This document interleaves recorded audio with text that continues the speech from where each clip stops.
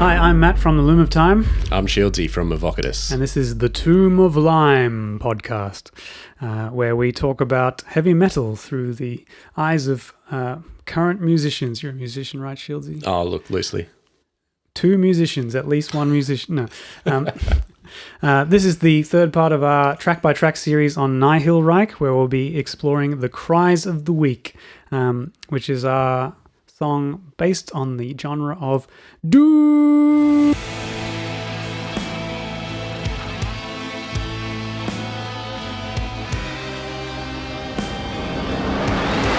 We were born in the late 80s. Look, I'm not sure. Try me. Yeah.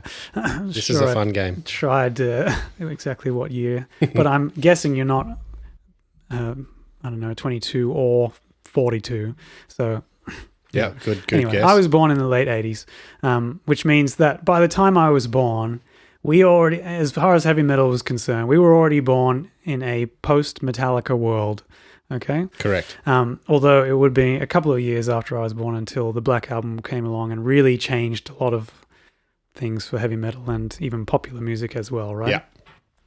Yeah.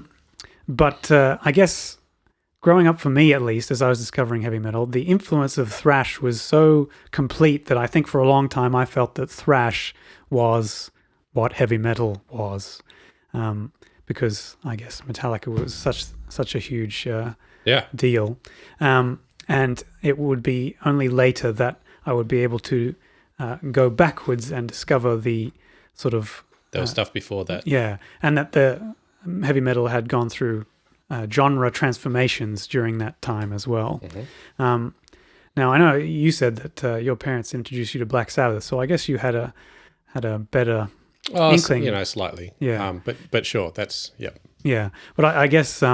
for me, some of the things that typified heavy metal, because of what thrash had done, was things like going fast and yelling and, all the things that thrash was. For me, that was what heavy metal was. Yep. So it was almost a kind of culture shock, or you had to do some research, I suppose, to realize that the things that had come before were different. And what heavy metal really was perhaps broader, or at least started somewhere different than I thought it had. For sure, yeah. It was a circle of influence, I suppose, or a progression of influence.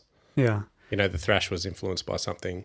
Yes. And then you mix in teen rebellion and anger and stuff like that, and it got faster and angrier, yeah. I guess. I mean, looking at the way heavy metal progressed, it does seem like, although heavy metal seems to pride itself on standing outside of the trends of culture, it does seem to have been influenced by them as they went along. Like, there was heavy metal, and then punk came along, and suddenly there was new wave of heavy metal, which is also fast. And I don't know, hair metal came along, and then grunge came along, and then suddenly thrash came along, and it was more down to earth and not so much about the things that hair metal is about. Sure. Yeah. But I guess the point is, for me to discover the thing that we now call doom meant going backwards in time from before I was born, and it would of course been impossible for me to discover those bands anew when they came out. Mm-hmm. So I mean, do you have an experience where you had to go back in time from your influences, and how you came to appreciate music that was older than the music that you were born into, if you know what I mean? Sure. Like you mentioned at the start, so my first exposure to metal were the bands that were a lot older than me. But then from there, it delved into Metallica, and the first Metallica I was listening to was younger than me. That was like a natural, I guess, first step is to look at, Metallica, like let's look at all the stuff that Metallica's got, and then to see backwards that... Was it the Black Album, or was it even more recent than that? I think, the Black Album was the first CD that I had, I guess. So that was the first really head first dive in. And from there, I think the very next thing I was exposed to almost concurrently was S&M. Yeah, yep. Which incredible record. I love that record. Yes, sure. There was a lot of old stuff on there too, and I became so accustomed to the S&M version of those songs when I'd eventually heard the real ones, they didn't sound right to me. Yeah. Okay. And I've worked my way past that now, and know that the S&M versions are special versions, unique versions, nothing like what the original songs. Not nothing, but a far stretch from what the original songs were, particularly like some of the old fast songs, like Battery. Yeah. Yeah. There's definitely some songs on S&M that lend itself more to a live, and huge orchestrations Yep. than some of the older, like definitely hardline thrash Yeah. I mean, sound. I don't know if, I mean, S&M's just so kind of ingrained into us from listening to it that It is, it's hard to imagine from a that young age. Metallica wasn't suited to the orchestral treatment. But looking back on it, I don't think. Until you hear it. Yeah. Well, yeah. Well, I'm thinking, any other band probably wouldn't have gotten that opportunity. And since we've now heard it like that, we go, yeah, it makes sense. But maybe it didn't. The I can't opportunities- imagine listening to stuff on Kill 'Em All and going, yeah, this would be great with an orchestra. I don't know. It doesn't give me Not that at vibe. all. No, that's right. On another hand, or another kind of path of experience for me was, going on my own personal journey of discovery through metal over the ages, or through my teens and stuff, and then like properly being introduced to death metal, and from there, the death metal that I was exposed to was not older than me, but certainly probably a decade old by the time I'd heard it. And then from there, I followed those bands both into their past and their history and forwards. So, through I mean, their, heavy metal has a tendency to keep getting more extreme as the years go on, which means theoretically, if you've come from, the more rock-oriented things into the more extreme-oriented things, for you to explore things from the past of even that band, you might find that you're actually stepping into less extreme territory if you're going backwards. I mean, there are some special exceptions to that rule, but as a general rule of thumb, that would be true. Yeah. So, I mean, as a kid who's chasing that next extreme, is that kind of a difficult task to go to less extreme bands? Like, when you find out one of your favorite bands had this influence from 70s or whatever, and then you go back and listen to it and go, what? This is... It's not for me. Yeah. Yeah, I know what you mean.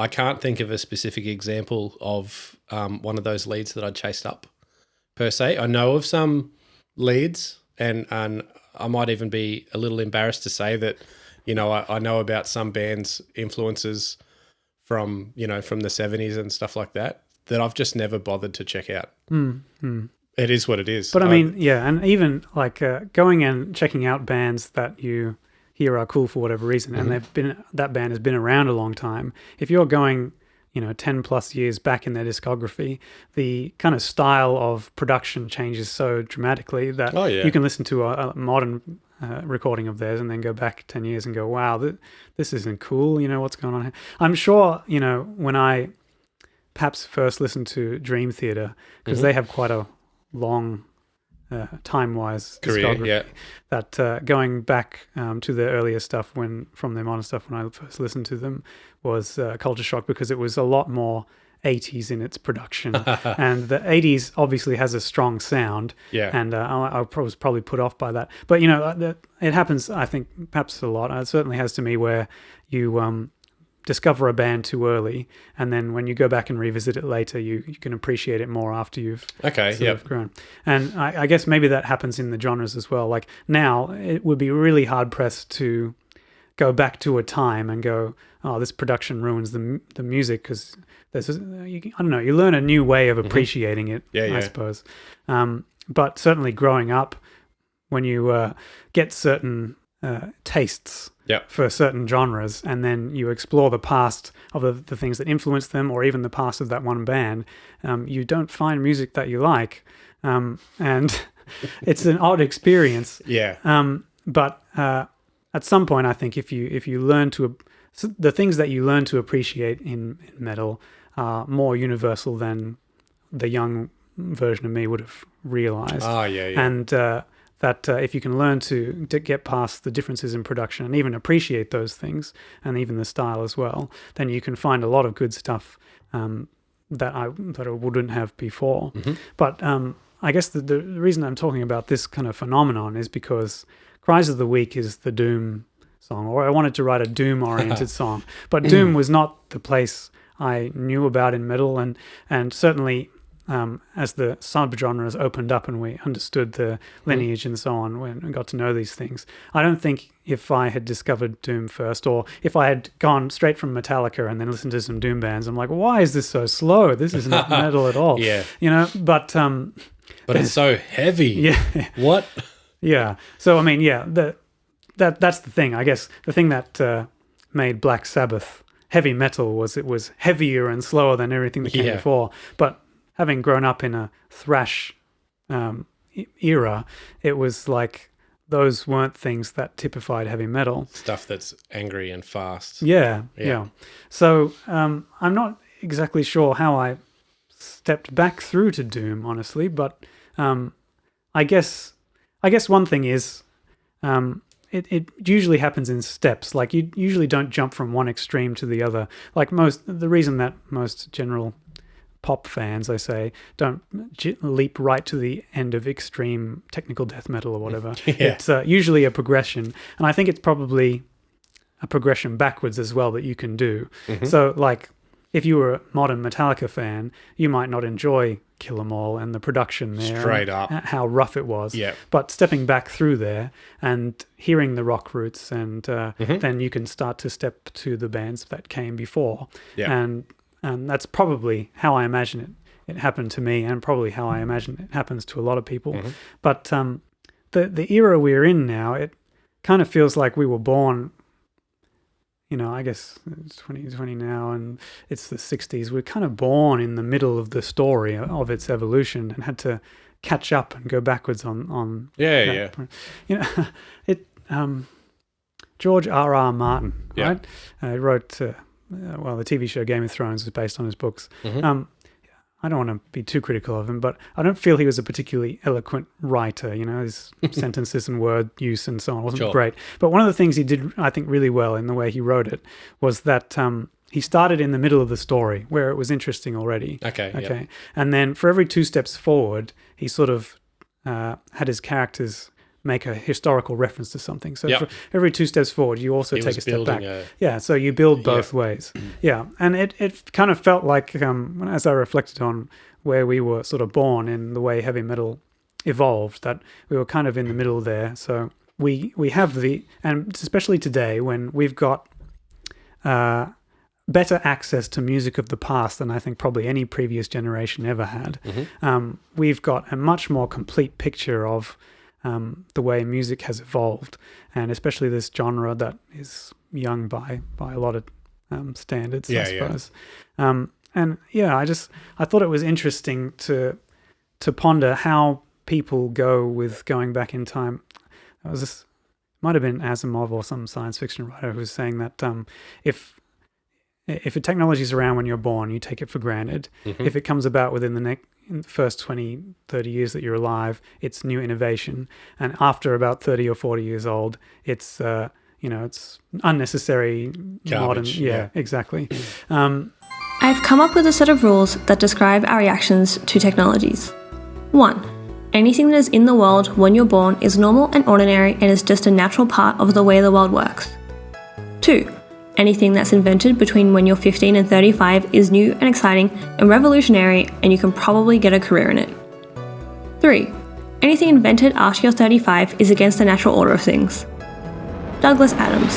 So I do wonder, do you think that happens in a musical taste as well, or? I mean, it's difficult to say. I mean, getting very near mid-30s, and I certainly don't feel that yet. Although I have heard some, like, I guess, genre-defying bands that kind of make me think, really? Really? But, I mean, it'd only be a couple of examples. Other than that, I'm sure you can appreciate discovering a band that has a twist on a genre that just hits the spot. Like, oh, that thing that we've been listening to for 10 years and now it's got this little bit of spice dropped on it as well. It's like, yes. You think maybe so good. heavy metal fans are better trained for novelty because, Oh, look, perhaps. I mean, well, maybe not just heavy metal, but certain genres that Yeah. encourage the pushing of boundaries. yeah, might, I'm sure it happens in other like major branches of music. Like, I guess there's innovations in rap all the time where guys are doing like weird stuff. Like mumble rap got really big somehow. And then I guess, I don't know, but I'm sure there's like little offshoots of mumble rap all over the place. Bad example because I can't really talk about it. I don't know. Well, I anything mean, about are it. there subgenres of heavy music that you feel like are too old of a fuddy-duddy to enjoy, and you're like, oh, the young kids can enjoy that, but it's not for me? Yeah, there's a weird thing, right? There's I can't even put my finger on it, but there's some like, I guess what they're calling deathcore, right? Which is super heavy, super angry. It's got fast stuff. It's got slow stuff. It's excellent lyrical content. But somehow, and I hear some of it, and it's just not for me. I don't know why. Whereas then, I mean, I don't know what to say about it really. Some stuff I'll hear and think, yeah, that's pretty cool, but it's not. I'm not rushing home to go and buy the discography. No. I mean, one thing I sort of observed about myself in that listening to some of those kind of genres as well is that whatever it was I'd come to appreciate in metal might have been absent from these genres. And I guess it makes you realize what it is about those genres that you might appreciate. And it reminds me, a kid I was an acquaintance of with at school, and we had mutual friends, whatever. We obviously both into heavy music, but I think it was in the era of nu metal, and so he was enjoying these bands, and I was really enjoying Opeth, and he slandered them in front of me, and when he found out that I was a fan, he was like, Opeth, man, they're not even heavy. And I'm like, What? and I think that there's heaps of spots where they're just acoustic guitars, and there's plenty of atmospheric stuff that's not heavy, right? They're just noodling around. Yeah. And the thing is, there are other bands that he probably listened to that were all full distortion all the time, nu metal or metalcore or whatever. Yeah, I don't think metalcore existed back then, or maybe I was just ignorant of it. But the point is, I realized that, Opeth isn't as heavy as all these bands in a lot of ways, and for a long periods of their song. I mean, I didn't have a good comeback to him then, but now that I think about it, it was like, that's not all that's important. That's not all that defines heavy either. Well, yeah, perhaps you're right. Well, yeah, I mean, heavy is certainly a malleable term. Sure, yeah. Because like we had a couple of examples of it before. I mean, there's heavy Anthrax songs and there's heavy Black Sabbath songs, but they are not the same. Yeah. But I guess there's some objective measures. Yeah, of course. In a way, How distorted is the guitar? Exactly. What is the guitar doing? So, if Opeth have bits where there's not a distorted guitar, then technically that's Totally lame. not as heavy as the bits where they are. Yeah. But I guess maybe all that people like to use the word heavy when they describe metal, and use that as a way to describe how good it is. I realize, I guess, at that point or somewhere there, that that's not all I appreciated in the music. And of course, if Opeth's own whole deal was just being the most heavy band in the world, they wouldn't sound like they do, and they wouldn't have all the colors that they do amongst their music that made me appreciate them in the way that they do. One of the heaviest records I reckon that I've listened to is that Triptychon record that you gave me. Just somewhere in the Melanote production, Chasmata, and the way it's written, and I suppose for all intents and purposes, there's lots of doom there. Oh yeah. So going into doom and going into the Cries of the Week, this is something I wanted to put on into my music, is that slow doom.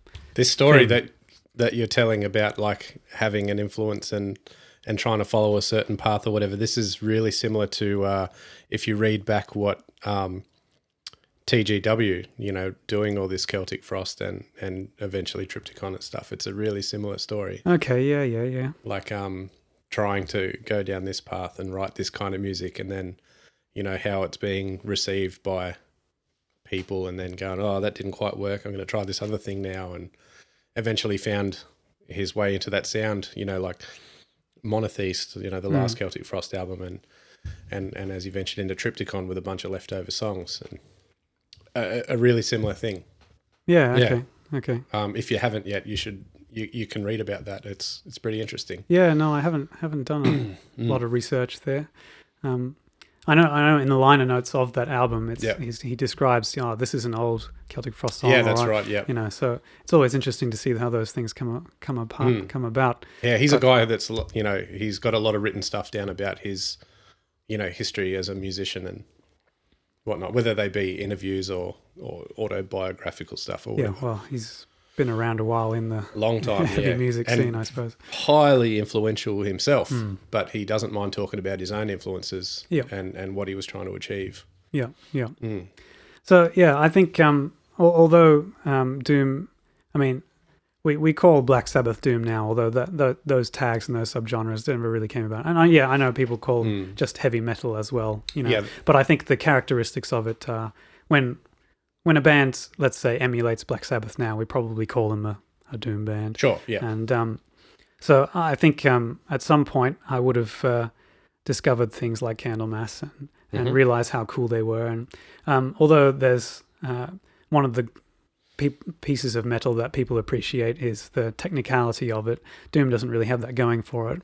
But it's, I guess, when you're playing so few notes, you really need to make them the best they are. Hit the spot. And so, yeah, that's right. So I think Doom has that definitely going for it, where it's and certainly Candlemass as well. Their riffs are just, picking those exact right notes and holding them for just as long as they need them to do just the right thing. Yeah. And so I wanted to put a bit of that feel into my music. And then, although it came out on the songs that I'd written before, those two ones there, tracks 1 and 2, by track 3 I wanted to do a focus on it. Oh, yeah. And it was moderately successful because maybe the first 5 or whatever riffs were quite doomy, and then suddenly it goes... and it goes fast again. But I think that felt very like a natural progression for me, where it was just like, it needs to go fast now. I wasn't thinking, this is my Doom song. Can't go that fast. You forgot. No. So 30 seconds in and you forgot already. The very first riff, very doomy, but I think when I originally wrote it, it was not really an intro riff. It was just a grooving riff. Yeah, but those accents are all the drums, really. If you took those out and just did a groove over it, it would just sound like a groovy riff. And that's how I wrote it. Yeah. But Steve came in and he made it an intro riff. So the song didn't really have an intro per se until he made it that way with the drums. I had been listening to this song, in readiness for this conversation. And I had thought that because, we were talking about the influence that drums have on, how the sound comes out in the end and whether or not that was intentional. And I thought exactly about this intro. Okay. I wonder how much Steve changed what was first sort of, what you first dreamt up. Yeah, no, well, entirely. So again, there was no intro. I mean, it was just straight in, whatever. Yeah. And it sounded like a groove, but because of the way he played it, it only feels like the song comes in on the next riff. Really big bangs. Yeah. That's where the song feels like it starts. Yeah. Whereas where I had it, I didn't do it that way. And, I had that conversation with Steve. I think I'm like, I just kind of imagined it just going straight in. Or maybe I had a demo that I had and it was going straight in and he had listened to it and then forgotten about it and then listened to it again and gone, is that supposed to be like that? And I'm like, well, no. Yeah. So, how good. Yeah, let's do it your way. So, and we did. I couldn't even imagine how that would be if it wasn't how it is. If you have that demo, I'd love to hear it. Yeah, I mean, and then go, look, yeah, Steve, good job, Steve.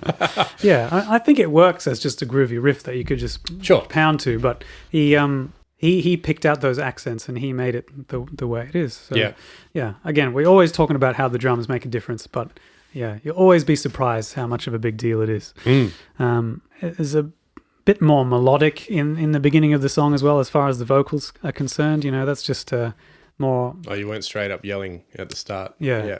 And so yeah, it's Doom for a while. Then there's these. Then there's this speed up. Stand by and watch the world burn. Right. So that's the part where it speeds up, and then the part after that is kind of weird, and there's weird effects on the voice, and it's kind of weirdly atmospheric and really like low vocals. Yeah, really heavy part. I think when writing music, I've always just been more concerned with the intricacies of picking the notes and the melodies and the riffs and everything. But I know there's a huge amount of there's guys who have built their whole career less on picking the notes and more on twiddling the knobs on the pedals and and making effects and sounds. And sometimes in when you're writing music, you just kind of don't have a strong idea and leave space for the effects that you might be able to come up with. That's right. And so I had that section there, and I think I just did that kind of weird inward breathing singing thing over Is that what part. You did? Yeah. Oh, and then went to Mitta, the engineer, to go, just make it weird. Just put some effects on there, just make it weird. Oh, wow. And so that's, it's got delay and all sorts of wobbly stuff on there. And that's sort of how that came out. Yeah, I've never been a big knob twiddler, but, sometimes I guess if you just leave the space for it. I think there's an artistry in the sound of what you're making rather than the notes that you're picking as well. Sure. Yeah. And it's an interesting to think about, and something I guess I never gave a lot of thought to, but I think I'm getting better at it. Mm-hmm. But yeah, that was one of those opportunities where you just you let the engineer be a bit creative rather than you bring something to them and tell them what you want. Yeah, that's good. Hey, you never got to play any of the songs live before the record was released, right? No, that's right. So you had to, well, not that you had to, but I mean, it meant that by the time you'd hit the stage and had to perform this in front of people already knew, potentially what it sounded like. Yeah. So when you talk about handing over the reins to some parts of the songs to the engineer and say, garnish it. Yeah. Did that ever cross your mind that you think, well, whatever he does, I need to be able to recreate? Not necessarily, because if I know that it still functions the dry way that we can do it when we rehearse, then it doesn't. Of course. It doesn't really matter that it doesn't sound the same as it does on the record. Yeah. So yeah, as long as it's functional, as long as it's still functional, sure. It's not a detriment to have it different.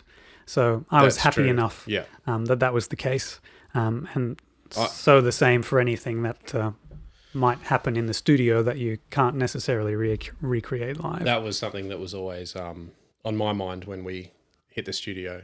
And, we've got songs that, like you say, we've been rehearsing and we know how they go, and we know the ins and outs of the song and how to perform it. And then we put it in the studio, and we're conscious of the garnish that can happen on the record that you can't necessarily take to the stage. But that's becoming less of an issue since we've more heavily adopted, the technology on stage. Yeah. There's stuff going on in the background. Yes. And it's not necessarily, there's not backup vocals in those backing tracks on stage. It's not backing guitars. There's no, other than intros and stuff, there's no drums. All of that stuff gets done by guitar. It's all like orchestration crap. Yeah. And other like sound bites and stuff. The song would still function without them. That's right. Yeah. And it has before. But the garnish that we've been able to lay underneath it just makes everything so thick and massive, which is good. And yeah, like you say, this part where you've left it for the garnish, it's turned out really well. And I can't actually think of, because I didn't know that. I didn't know that you'd done something like super whack that you just got Mitta to do, for you after the fact. I hadn't noticed it missing when I'd seen you guys play it live before. No, and again, I don't think so. Well done. Yeah, it's I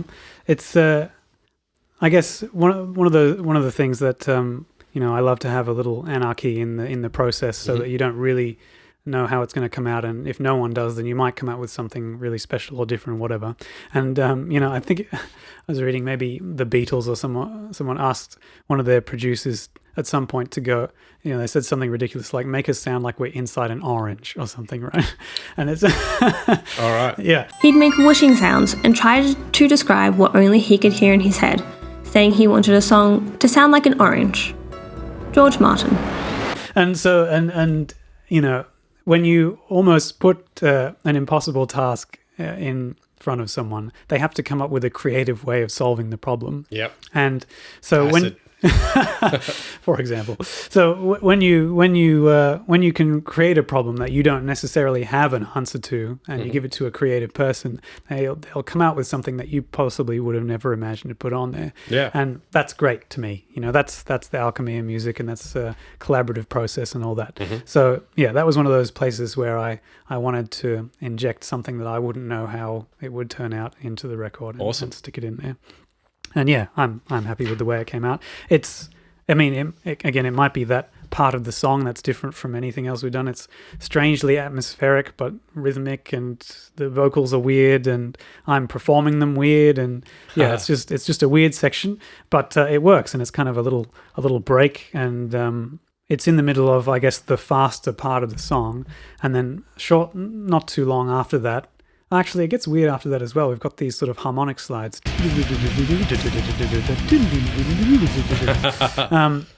That's not hard to do on the guitar, so you've got to be careful of things that sound cool that aren't hard to do, because people judge you, I think, for, well, maybe it's not that, but you can overdo them, Overdo things that sound cool that aren't difficult to do. Yeah, in a way. If it's a gimmick rather than writing music. Your only fair critique or critics for that would be from other guitarists, right? Probably. Because if you ask me, I'd say, sounds cool. Do it again. No idea how you do it, but it sounds cool. Okay. Well, but, I'd say a good portion of heavy metal fans were guitarists. Yeah, definitely, yeah.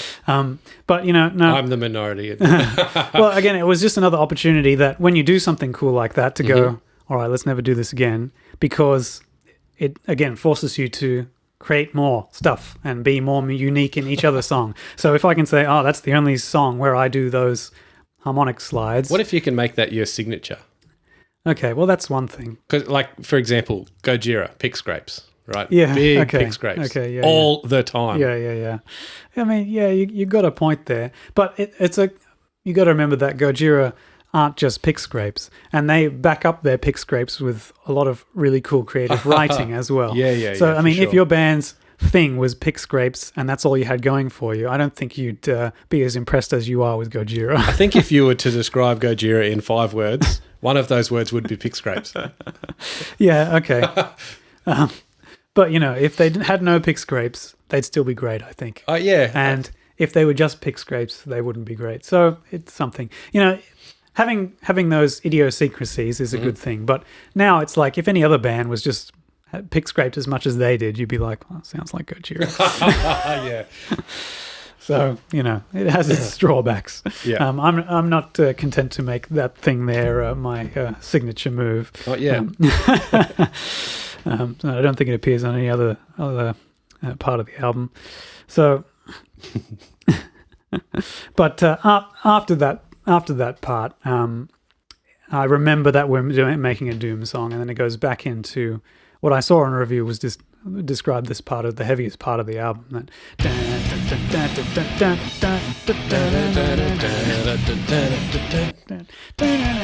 Yeah. Safe in your tower.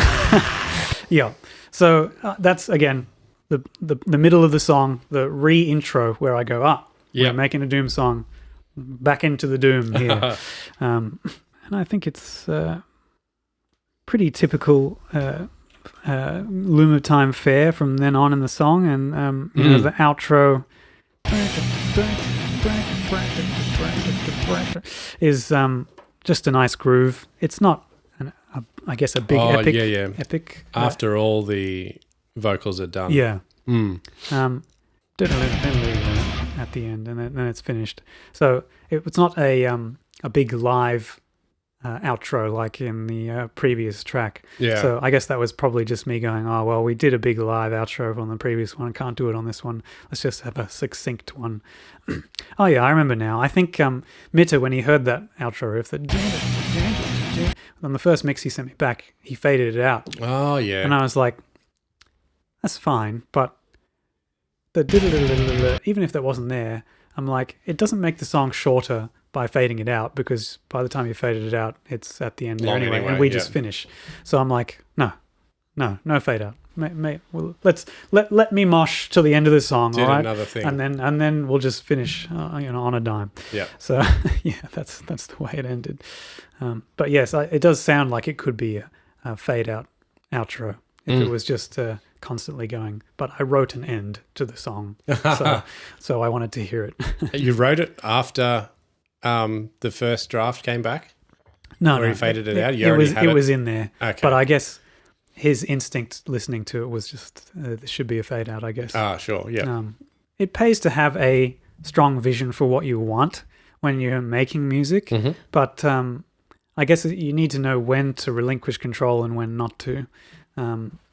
And having a strong vision can be a problem if you're too controlling of it. Sure.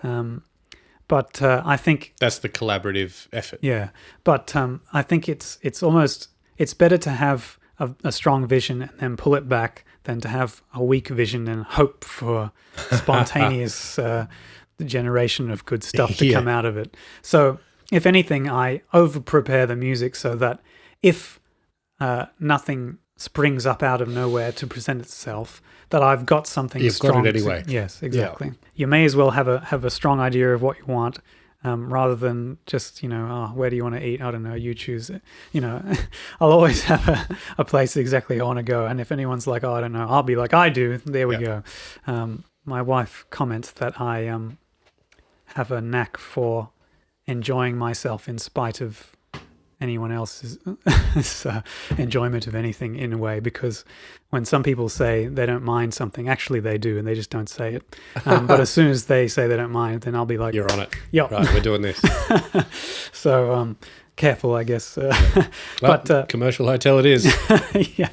So in a way, I'm like that with my music as well. But I think because I like the creative aspect of it, I know to also not be precious about it. And, I think when you're creative, you have to practice letting go. And I hope that people kind of get that experience when listening to it as well, that every riff just comes along and then it goes. You have to learn to let go. Yeah. So maybe I'm not sure what came first, perhaps that part of my personal life and how I just let things go and not be too precious about holding on to whatever it might be, has come through in the music, and hopefully maybe that's an experience you get while listening to it as well. Lyrically, there's kind of an idea, I suppose a debate that goes on philosophically, that the question is, are humans intrinsically good and selfless, or evil and selfish, or some combination of those two? Yeah. And of course there's plenty of opinion on either side of those things, but I wanted to take the opinion in these lyrics that humans are selfish and evil, because one, it's more metal thing to talk about. Metal wants to talk about darkness. Of Bad course there things. are exceptions of huge ones, but it's that darkness that we want to explore and so on. And so I wanted to take that opinion in this piece of music, and I think I was thinking that I wanted to try and question why people thought the opposite of that, say why people think that people are basically good. And the reason I came up with at least the thesis of these lyrics are that people will tend to think that people are basically good if they live in societies with strong laws where everything is provided to them and so on, privilege, right? So I accuse people that who would like to think that people are good, that the only reason they think that is because of their privilege. Now, that's an annoying thing to say to someone, really, that you think something because you're privileged, because there's not much of a defense against it. It's not the case that I'm trying to call people privileged that that think that way or whatever. It's more like I'm making people question what they think about it and question how their beliefs are formed and whether how the society we live in does shape how we think about human nature. If I was to offer a critique of my own lyrics, though, I'd probably... So, I mean, I would say that I do like the idea that even if humans aren't basically evil or selfish, that it is a good way to think about it when you think about yourself. Someone, Epictetus maybe, says something like, if you want to be righteous, then you need to imagine yourself as wicked. Something like that, right? If you desire to be good, begin by believing that you are wicked. Epictetus. And maybe Solzhenitsyn that said the line separating good and evil runs through the heart of every man. If only there were evil people somewhere insidiously committing evil deeds, and it were necessary only to separate them from the rest of us and destroy them. But the line dividing good and evil cuts through the heart of every human being. And who is willing to destroy a piece of his own heart? Alexandra Solzhenitsyn. So this is not a new idea. There are a lot of people that think that there's darkness in us and that the best way to be good is to actually deal with that. I personally, I do like that idea. I think if you assume that you're capable of bad things, then you're on guard against it and that you might do a better job of not doing it. But if I wanted to critique this idea, I'd probably say that, so I mean, in the past, we've looked at human evolution, let's say, and we look at the way that survival of the fittest works out, and that, you know, at least in certain situations, life forms can compete with others from their own genetic relatives to overpower them, and so the ones that survived did better, whatever. So there's an idea there. So there's an idea there that says that selfishness is part of how life evolves on Earth. Oh, right? But there's also examples of cooperation helping groups of life forms out as well, and if they hadn't cooperated, they might have died out as well, and that's part of their evolution as well. So if I was to critique these lyrics and try and get back at the idea that humans are generally selfish or evil, I'd say that it probably contextual, right? So under certain circumstances, people would defer to thinking of themselves rather than others, and when under other circumstances that they would tend to be more altruistic and selfless. And I think it's a bit hard for someone who looks at the way humans behave to say that the selfish way is the way we really are, right? So, I mean, it might just be that under different circumstances we act in different ways. Seems like a much more even-handed way of describing it, rather than saying we're in a society that has made us artificially nice to each other, but deep down we really don't like each other, and so on. One thing I think about when I like to think about human behavior is, babies and children, because, I like to think they're kind of like the purest form of human beings, right? Because they're not affected by society. They don't have those other conflicting thoughts. Yeah, and they've got no social pressure, or no one's threatening them with punishment that they could understand, and so on. And so if you look at a human baby, you see us in our most purely human form. And what do? We cry, whinge, defecate on ourselves. Yeah. So is that the way humans really are? Is that our most true form?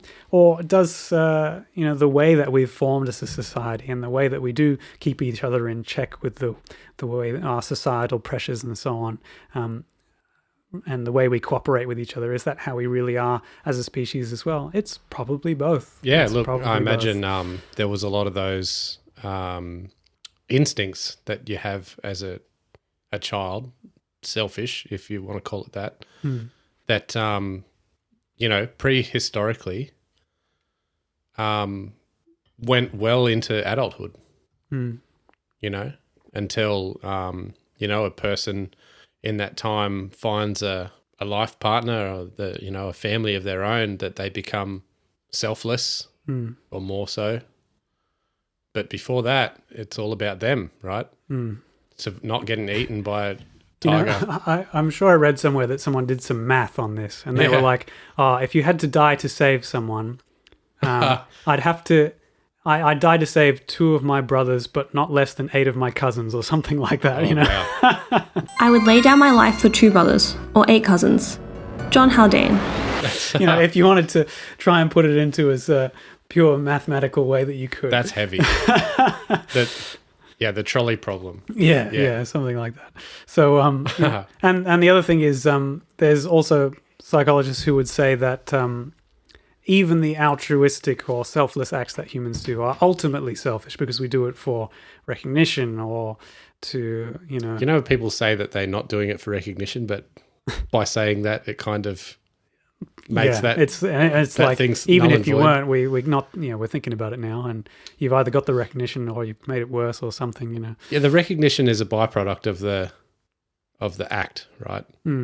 Whether or not you were looking for the recognition, you can say you weren't looking for the recognition, but really, The other thing is people Let's be can honest say with that they've done ourselves. things that they didn't, and that's just recognition, right? yeah, So that happens too. So recognition is something that people would be, find important. I mean, that's hopefully something that people would think about. They think about their biases, think about how society forms their opinion of what human beings are like, and it's probably good to have a healthy amount of skepticism on the behalf on the side of why humans do things, but also some optimism as well on the way that what we could do if we cooperate together and why we do that. yeah. So, if that gets this song obviously takes the very negative version of those events, and it's like you'd hope that even when you're writing something that is not completely wrong, that if it's got a grain of truth, it'll at least get people to think about things. Oh yeah.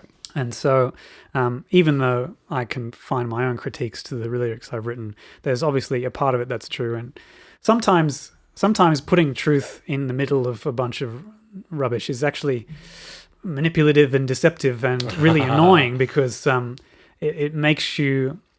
It might be part of a trick, but I think it's more like if you can recognize if you read a lyric and you recognize some stuff you like and some stuff you don't, then maybe sometimes people are inclined to just go, I've seen something I don't like, throw it all out. Yeah. But I would hope that that people will find stuff they do like and maybe stuff they don't, and they'll learn to pass out the two and learn why one thing is wrong or partly right, or to challenge the thing they don't like. Even and to learn to take the good stuff and leave the bad, let's say. Rather than throw everything out. So yeah, as a Doom song, not really successful in that regard because it's goes all over the place again because I'm just not great at staying in one place for too long. But as a Doom focused song, I think it's just got some good strong Doom riffs, at least at the beginning, in the middle there, and some other stuff going on as well. And it's in that track 3 spot where I feel things need to slow down a bit. There was something different, And so, as a song, I think it functions well in that regard. And the lyrics, they're a little bit challenging, but not too negative. I think one of the negative reviews that we got, the guy that said we were just a metalcore band playing pretend, latched onto the fact that I yell "hell no" in this song, and it. I think it's it's a little corny to do something like that, but I never felt like it was the hardcore anthem. I always felt like crowd participation. Yeah, no, it was always there's a Lamb of God song, maybe on Sacrament. It is. What is it? Do sins even get forgiven? Hell no. Yeah. So there's this, and I just, I like Lamb of God. I don't, I think Ashes of the Wake was their best record. I think that was a really cool album. But Sacrament was the one I bought off the shelf. Sure. So I listened to that bit. No, I do like that band. It's a cool band. And just so I threw that in there. And but yeah, it seems like whatever I do, someone's going to think it's just hardcore music slipping in there. If it's doom riffs, it's breakdowns. If it's hell no, it's the hardcore crowd participation.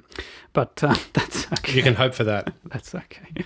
Yeah. I know. Okay, so after everyone has watched this episode, learn the song at the next gig.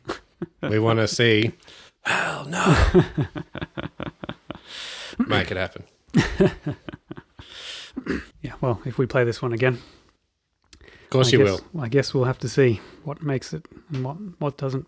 It's I guess that's a question you ask when you've got a new member of the band, in this case the drummer, playing something that wasn't involved in the writing of any of the songs from the previous album, how they interact with that. I guess it's like when I had to play solos for you guys that I hadn't written, or There were now some that Cal's in creative there licenses. yeah, exactly. There will be for Scott, Hmm. but this is done. Yeah. These are how they are. Yeah, maybe for some bands it's different. I can imagine that a band who has had a long-standing member who is a big part of their sound and creative influence departing. Let's say Mike Portnoy, for example, he was in Dream Theater for a very long time. That's difficult boots to fill when you go back and start rehearsing older material that you weren't involved with. I guess it's a tricky thing.